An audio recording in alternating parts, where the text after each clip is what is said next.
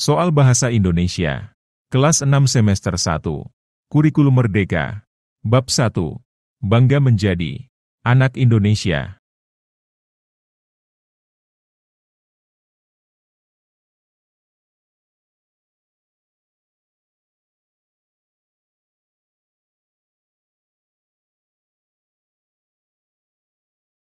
Indikator soal nomor 1. Peserta didik dapat mengidentifikasi negara asal tokoh utama sebagai siswa pindahan dalam cerita yang mereka baca dengan tepat. Perhatikan teks berikut. Untuk menjawab soal nomor 1-4. Aku anak Indonesia. Yuri berjalan menyusuri lorong sekolah. Bel berdentang, tanda jam pelajaran pertama akan segera dimulai. Seluruh siswa berlarian masuk ke kelas masing-masing. Yuri teralihkan pada seorang pria parubaya yang memasuki kelas berlambangkan 6 di atas pintu. Yuri mengikuti arah perginya pria tersebut.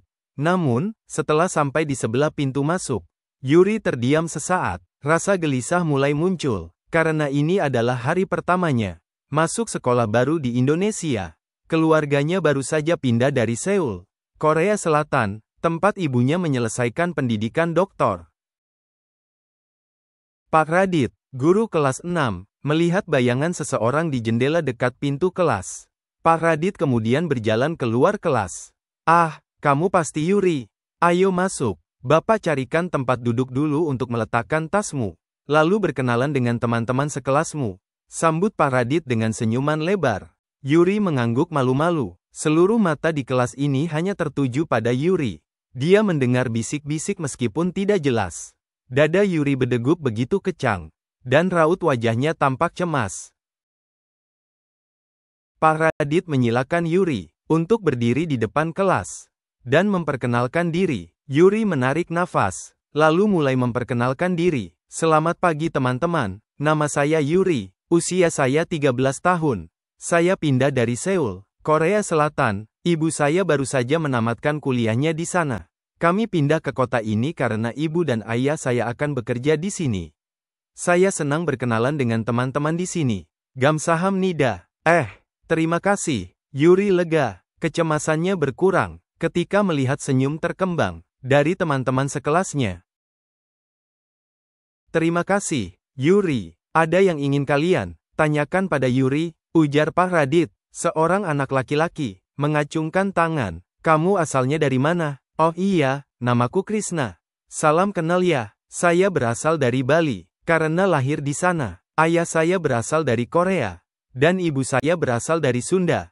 Jadi, saya anak Indonesia. Jawab Yuri. Jadi, apa yang membuat kalian mengaku sebagai anak Indonesia? Tanya Pak Radit.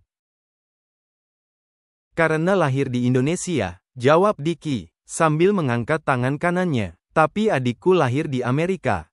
Dan dia tetap anak Indonesia. Sangga Wina dengan tegas. Kalian sama-sama benar. Anak Indonesia adalah anak-anak yang lahir atau tinggal di Indonesia. Atau anak-anak yang ayah ibunya, atau salah satu orang tuanya orang Indonesia. Kata Pak Radit.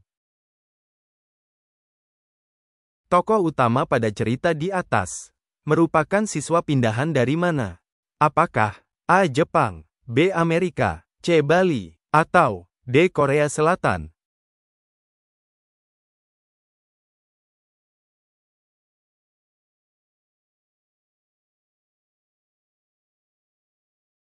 Jawabannya yang D. Indikator soal nomor 2. Peserta didik dapat mengidentifikasi latar tempat cerita berdasarkan deskripsi dalam teks.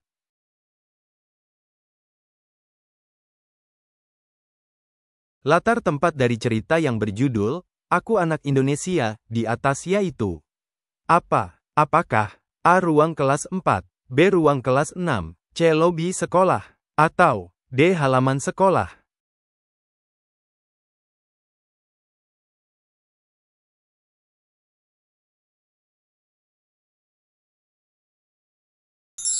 Jawabannya yang B. Indikator soal nomor 3. Memanfaatkan informasi yang terdapat dalam teks cerita untuk menentukan jawaban yang paling sesuai dengan karakterisasi yang telah diberikan tentang tokoh Yuri. Pada cerita di atas, tokoh yang bernama Yuri kadang memiliki sifat cemas. Hal tersebut dipertegas melalui tindakannya, yaitu apa? Apakah A. Yuri berjalan menyusuri lorong sekolah? B. Yuri terdiam sesaat di sebelah pintu. C. Yuri berdiri di depan kelas dan memperkenalkan diri. Atau D. Semua pandangan siswa tertuju hanya pada Yuri.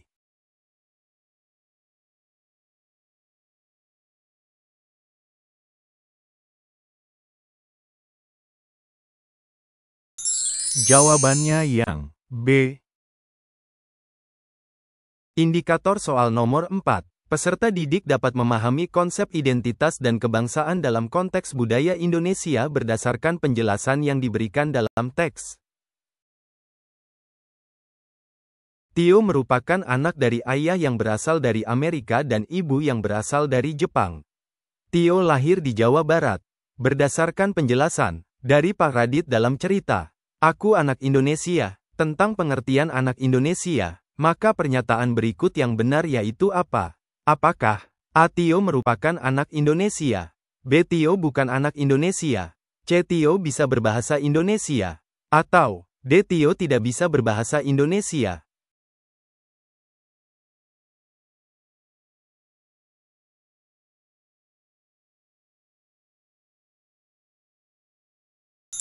Jawabannya yang A. Indikator soal nomor 5. Peserta didik memahami makna dari kalimat tersebut, termasuk arti dari kata menciut dalam konteks yang diberikan. Hati Yona menciut. Setelah mendengar perkataan Winda, kata menciut memiliki arti apa? Apakah A. Kecewa, B. Marah, C. Takut, atau D. Sedih?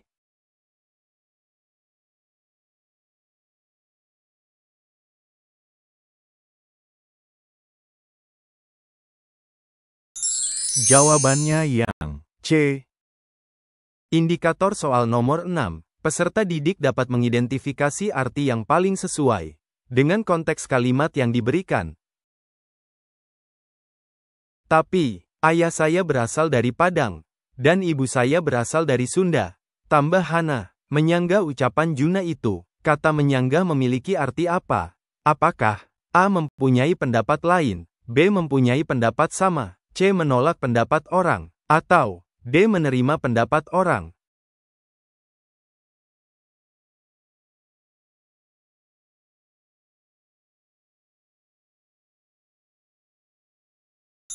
Jawabannya yang C.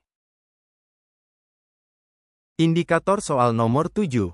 Peserta didik dapat memilih kata atau frasa yang tepat untuk mengisi rumpang dalam kalimat berdasarkan konteks yang diberikan.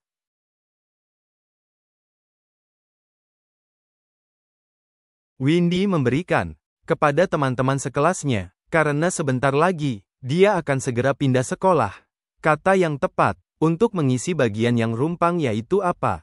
Apakah A. Oleh-oleh, B. Buah tangan, C. Cendera mata, atau D. Arsitektur?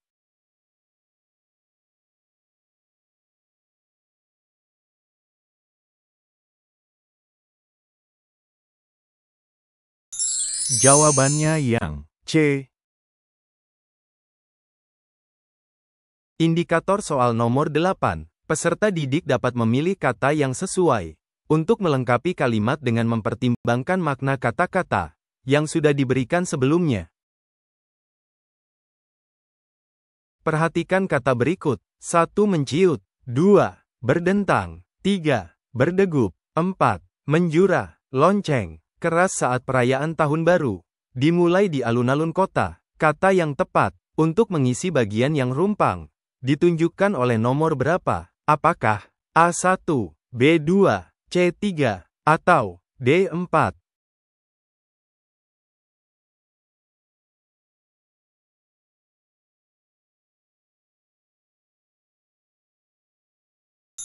Jawabannya yang B. Indikator soal nomor 9. Peserta didik dapat menentukan jenis pernyataan resmi yang sesuai dengan isi formulir. Perhatikan formulir berikut.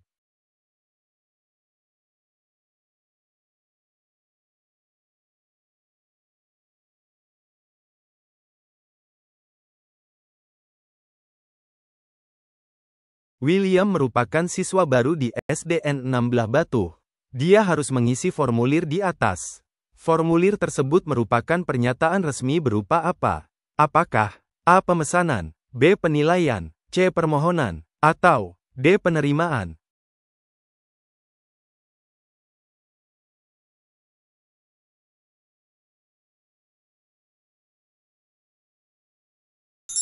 Jawabannya yang C. Indikator soal nomor 10. Peserta didik dapat memahami tugas pemustaka dalam membantu pengunjung mengisi formulir pendaftaran perpustakaan sekolah. Winaya dan Cahya akan berlatih mengisi formulir. Dengan bermain peran, Winaya berpura-pura menjadi pemustaka. Tugas dari Winaya yaitu apa? Apakah A. Mengisi formulir pendaftaran perpustakaan sekolah, B. Memberikan formulir pendaftaran perpustakaan sekolah, C. Menyediakan gedung perpustakaan yang bersih dan rapi, atau D. Membeli koleksi buku-buku yang dibutuhkan siswa?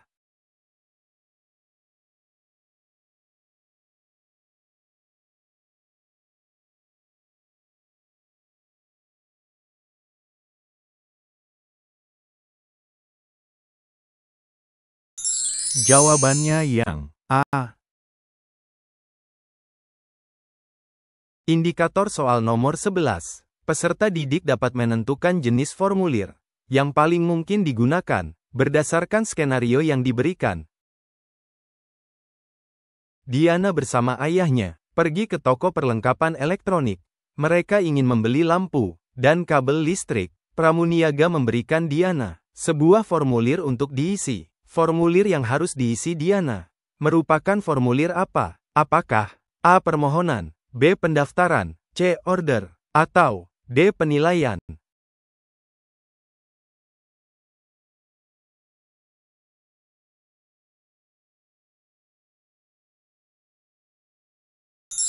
Jawabannya yang C. Indikator soal nomor 12. Peserta didik dapat mengetahui kapan bahasa Indonesia diresmikan sebagai bahasa nasional dan bahasa resmi negara. Perhatikan teks berikut untuk menjawab soal nomor 12-15. Sejarah bahasa Indonesia. Bahasa Indonesia memiliki sejarah yang panjang dan kaya. Berawal dari bahasa Melayu yang digunakan sebagai lingua franca di Nusantara. Pada masa kerajaan-kerajaan maritim, seperti Sriwijaya dan Majapahit, bahasa Melayu digunakan untuk perdagangan dan komunikasi antar suku dan bangsa. Bahasa Melayu ini kemudian berkembang dan mengalami berbagai perubahan, seiring dengan masuknya pengaruh dari bahasa-bahasa lain, seperti Sanskerta, Arab, Portugis, Belanda, dan Inggris. Pada tahun 1928, dalam Kongres Pemuda II, bahasa Melayu diresmikan sebagai bahasa persatuan, dengan nama Bahasa Indonesia. Sumpah Pemuda yang diikrarkan pada tanggal 28 Oktober 1928, menyatakan bahwa bahasa Indonesia adalah bahasa persatuan yang akan digunakan oleh seluruh rakyat Indonesia. Peristiwa ini menjadi tonggak penting dalam sejarah bahasa Indonesia, karena menunjukkan komitmen para pemuda untuk bersatu di bawah satu bahasa. Setelah Indonesia merdeka, pada tahun 1945, bahasa Indonesia diresmikan sebagai bahasa nasional dan bahasa resmi negara. Peran bahasa Indonesia semakin kuat dengan diadopsinya dalam sistem pendidikan, pemerintahan, dan media massa. Pemerintah Indonesia juga membentuk lembaga-lembaga seperti Pusat Bahasa, sekarang Badan Pengembangan dan Pembinaan Bahasa, untuk mengembangkan dan memelihara bahasa Indonesia. Pemilihan bahasa Melayu sebagai dasar bahasa Indonesia, bukan bahasa Jawa, didasarkan pada beberapa pertimbangan. Bahasa Melayu sudah lama digunakan sebagai bahasa perdagangan dan komunikasi antar suku di Nusantara, sehingga lebih dikenal dan diterima oleh berbagai kelompok etnis. Selain itu, bahasa Melayu memiliki struktur yang lebih sederhana dibandingkan bahasa Jawa, yang memiliki tingkatan bahasa dan aturan tata krama yang kompleks. Hal ini membuat bahasa Melayu lebih mudah dipelajari dan digunakan oleh berbagai lapisan masyarakat.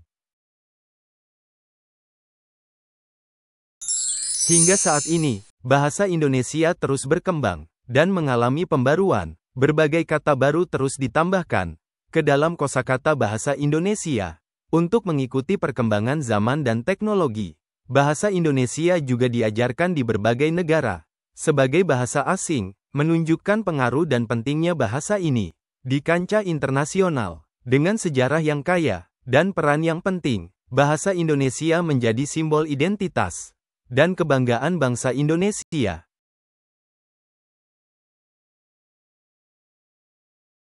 Bahasa Indonesia memiliki sejarah yang panjang dalam penggunaannya. Bahasa Indonesia diresmikan sebagai bahasa nasional dan bahasa resmi negara pada tahun berapa?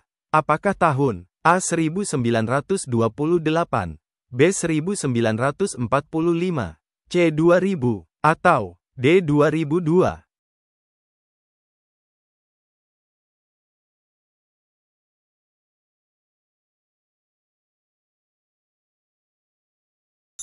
Jawabannya yang B.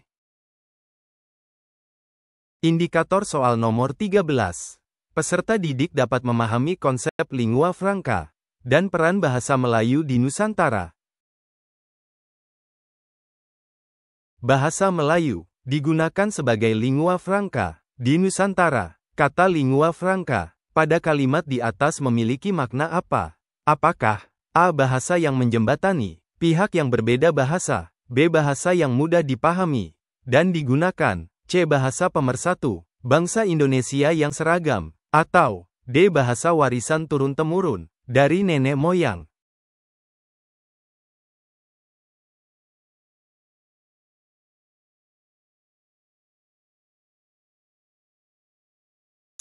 Jawabannya yang A. Indikator soal nomor 14. Peserta didik dapat memperoleh pengetahuan yang mendalam dan komprehensif tentang pemilihan bahasa Melayu sebagai dasar bahasa Indonesia. Pemilihan bahasa Melayu sebagai dasar bahasa Indonesia, bukan bahasa Jawa, yaitu apa? Apakah A. Lebih lengkap, kompleks, dan mudah dipahami, B. Sudah lama digunakan untuk komunikasi antar suku, C. Sudah disepakati sebelum Kongres Pemuda II, atau D. Jumlah penuturnya, pembicaranya, sangat besar?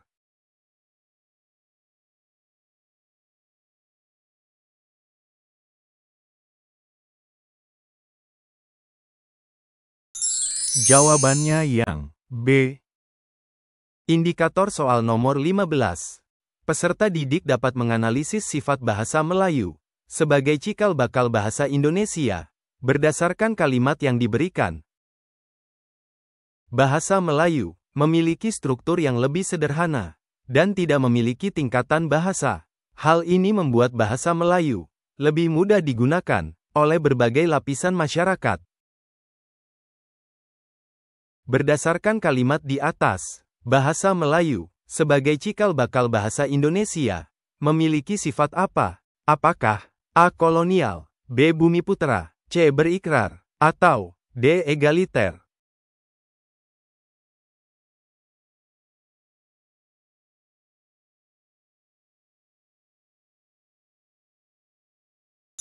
Jawabannya yang D. Indikator soal nomor 16. Peserta didik dapat memahami jenis dan tujuan surat izin yang dibuat dengan tepat. Rina tidak masuk sekolah karena dia akan menghadiri acara pernikahan kakaknya. Rina membuat surat izin tidak masuk sekolah yang ditujukan kepada guru. Surat yang dibuat Rina termasuk surat apa? Apakah A. Surat resmi, B. Surat pribadi, C. Surat niaga, atau D. Surat kuasa?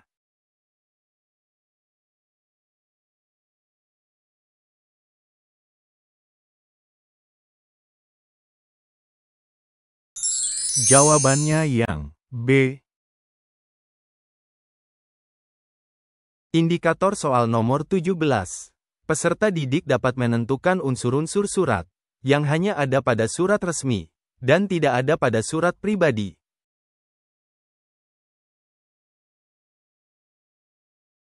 Perhatikan unsur-unsur surat berikut. 1.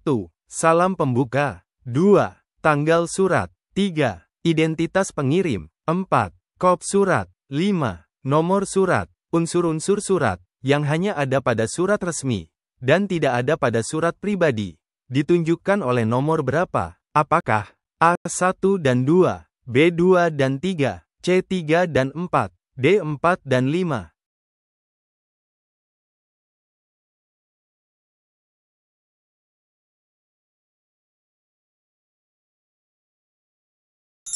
Jawabannya yang D. Indikator soal nomor 18. Peserta didik dapat menganalisis isi surat undangan dengan tepat. Perhatikan surat berikut.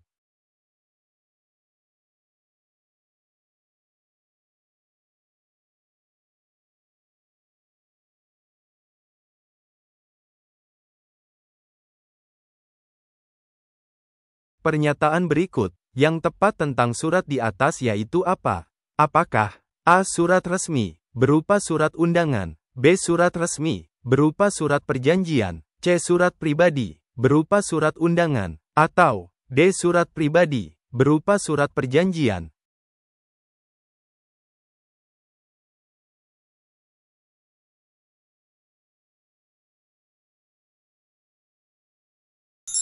Jawabannya yang A. Indikator soal nomor 19. Peserta didik dapat memahami isi teks cerita non-fiksi, yang panjang dan kompleks, tentang liburan Rina di Bali dengan tepat. Perhatikan surat berikut, kepada dian.wulandari@example.com. Subjek, cerita liburan seru di Bali. Halo Dian, apa kabar? Semoga kamu baik-baik saja. Aku ingin berbagi cerita tentang liburanku ke Bali minggu lalu. Rasanya sangat menyenangkan, dan penuh pengalaman seru. Aku menginap di sebuah villa, yang terletak di daerah Ubud. Tempatnya sangat tenang, dan dikelilingi oleh sawah yang hijau. Setiap pagi, aku bisa melihat matahari terbit, sambil menikmati sarapan di teras villa. Benar-benar pemandangan yang menenangkan. Salah satu momen terbaik adalah saat aku mengunjungi Pantai Kuta. Aku mencoba surfing untuk pertama kalinya, dan ternyata cukup menantang, tapi sangat menyenangkan. Selain itu, aku juga sempat menikmati sunset di Tanah Lot. Pemandangannya luar biasa indah, dan aku berhasil mengambil beberapa foto yang keren. Tidak ketinggalan, aku juga mengunjungi beberapa tempat wisata budaya, seperti Pura Besakih dan Goa Gajah. Di sana, aku belajar banyak tentang sejarah dan budaya Bali yang kaya. Makanannya juga enak-enak, terutama babi guling dan sate lilit yang khas. Liburan ini benar-benar memberikan banyak kenangan indah dan membuatku merasa segar kembali. Aku harap suatu hari nanti kita bisa liburan bareng ke Bali. Pasti akan lebih seru kalau kita bisa menikmati keindahan Bali bersama-sama. Bagaimana dengan kamu? Apakah ada rencana liburan dalam waktu dekat? Aku tunggu cerita-ceritamu juga ya. Salam hangat, Rina. Rina@example.com. Berikut ini pernyataan yang tepat terkait isi surat di atas yaitu apa? Apakah A. Rina sering surfing di Pantai Kuta, B. Rina menikmati sunset di Tanah Lot, C. Dian mengunjungi Pura Besakih dan Goa Gajah? Apakah D. Dian ingin mengajak Rina berlibur ke Bali?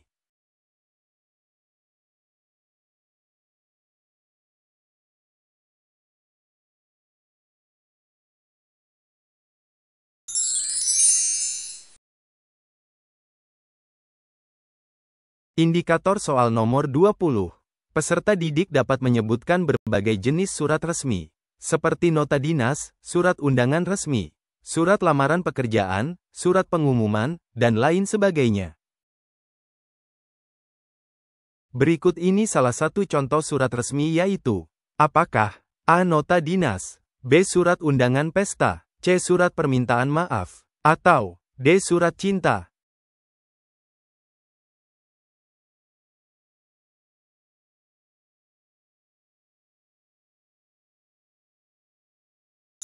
Jawabannya yang A. Soal uraian.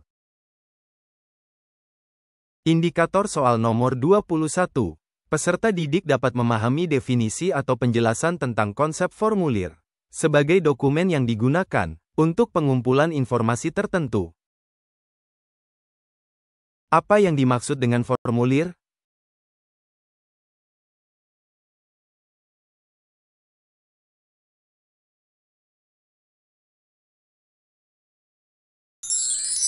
Formulir adalah dokumen yang berisi kolom-kolom yang harus diisi dengan informasi yang spesifik. Biasanya digunakan untuk tujuan administratif, pendaftaran, atau pelaporan.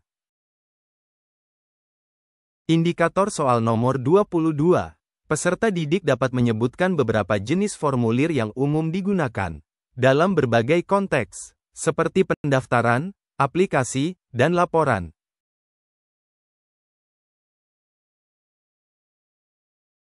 Sebutkan jenis-jenis formulir.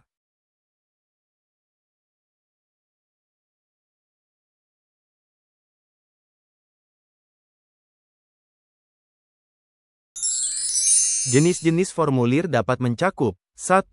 Formulir pendaftaran, misalnya formulir pendaftaran sekolah, formulir pendaftaran perusahaan. 2. Formulir aplikasi, seperti formulir aplikasi pekerjaan, formulir aplikasi visa. 3. Formulir laporan, misalnya formulir laporan keuangan, formulir laporan kecelakaan. Indikator soal nomor 23. Peserta didik dapat mengidentifikasi perbedaan surat resmi dan surat pribadi dengan tepat. Apa perbedaan surat resmi dengan surat pribadi?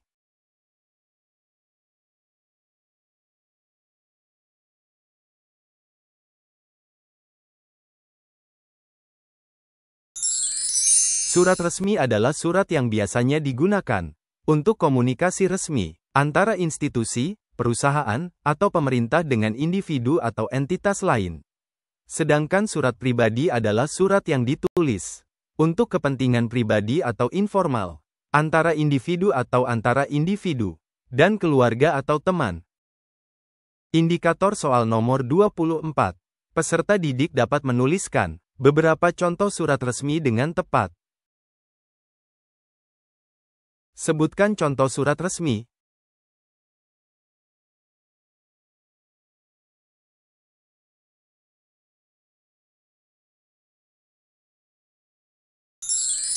Contoh-contoh surat resmi meliputi 1.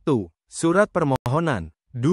Surat pengunduran diri 3. Surat kuasa 4. Surat pemberitahuan resmi 5. Surat penawaran 6. Surat undangan resmi. Indikator soal nomor 25. Peserta didik dapat menyebutkan beberapa contoh surat yang ditulis untuk keperluan pribadi dengan tepat. Sebutkan contoh surat pribadi.